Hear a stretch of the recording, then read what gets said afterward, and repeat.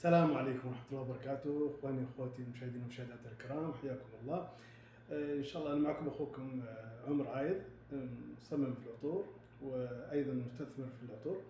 اليوم ان شاء الله ومن اليوم باذن الله ان شاء الله نحاول نقدم لكم بعض الخلطات في العطور، نشتغل مع بعض في العطور ان شاء الله درس مع درس باذن الله حتى ننتهي ان شاء الله بتصميم عطر باذن الله كامل.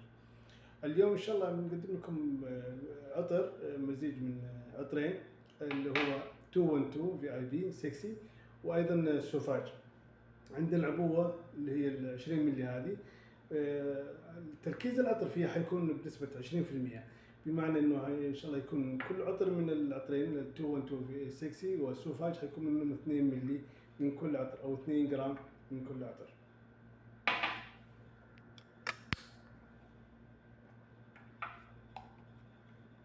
هذا عندنا العبوة 20 ملي.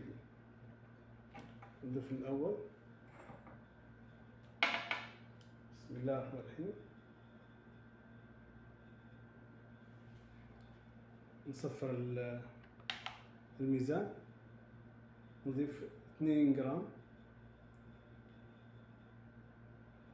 من عطر اللي هو 212 60. عطر جميل، عطر شبابي.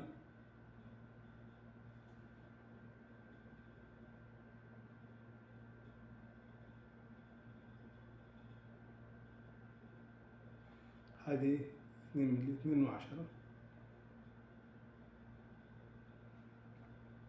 وأيضا عندنا اللي هو سوفاج. سوفاج عطر معروف مشهور،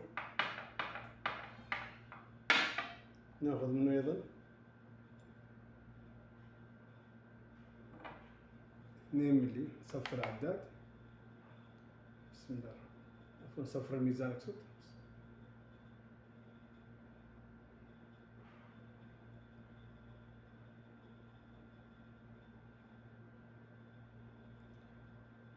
2 ملي أو 2 جرام، وصلنا 2 جرام من سوفاج.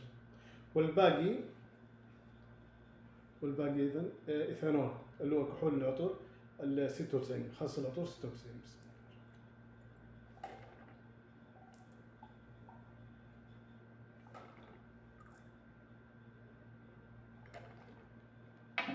الله. هذه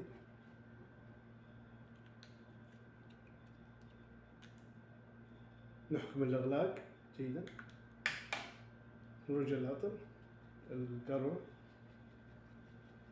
نرجع بشكل جيد يعني لمدة 20 ثانية. بعد كذا خلاص نقدر نستخدم العطر بكل راحة. بسم الله.